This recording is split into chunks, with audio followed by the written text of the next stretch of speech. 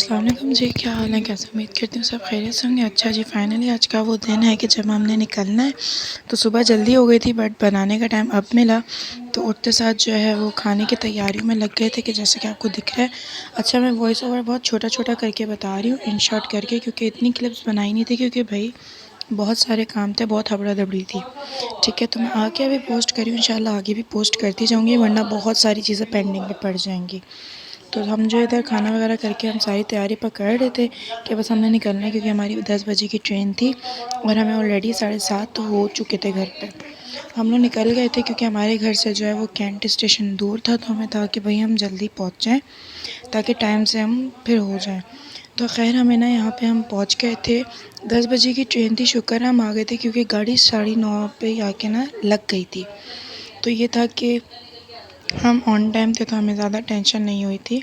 बाकी मैं बोलूँगी यार, ग्रीन लाइन की जितनी तारीफ़ सुनी है उतना कुछ था नहीं, क्योंकि ये हमारा जो क्या बोलते हैं, कमरा जो हमारा था, डब्बा था, वो ये था। इन्होंने इतना एसी टेम्परेचर हाई किया हुआ था कि हमें दरवाज़ा खोल के रखना पड़ा था ताकि कूलिंग थोड़ी सी बाहर जाए, क्योंकि ना हमें कंबल प्रोवाइड किए ना कुछ, और रात में इन्होंने कुछ नहीं दिया सिवाय रिफ़्रेशमेंट के।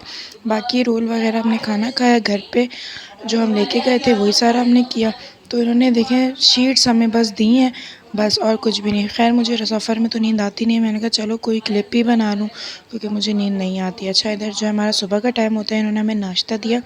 आपको इसकी शक्ल से पता चल रहा होगा ये कैसा है।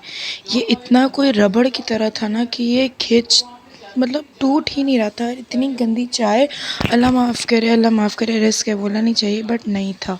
अंडा भी नहीं था, हमने ऐसे ही रखा रहा। दोपहर का खाना इवन के नहीं खाया।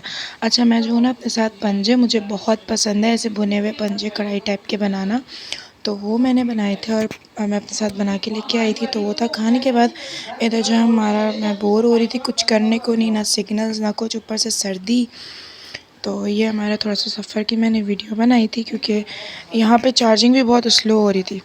अच्छा देखिए भाई, इन्होंने हमें ना ये चीज़ें दी हैं। अब भाई हम मर्द तो नहीं है कि हम अभी इधर अपनी शेव बनाने लग जाएं। एटलीस्ट लेडीज़ के लिए इन्होंने अलग रखना चाहिए था ना। फेस वॉश है ना, साबुन है, कुछ भी नहीं है। अच्छा, फिर हमारी बारी आती है दोपहर के खाने की। अब मैं आपको दोपहर के खाने में दिखाऊंगी कि एक हाथ से बनाना और एक हाथ से खोलना कितना मतलब स्ट्रगल था। अच्छा, इन्होंने क्या दिया था, दाल, ये इतना छोटा सा नान, और कढ़ाई थी, कोरमा क्या था वो, और ना बिरयानी टाइप की कोई चावल थे, बिरयानी तो नहीं बोलेंगे, कुछ चावल थे, और ये दाल थी। चावल थे वो कच्चे पक्के थे, सही से पक्के नहीं थे।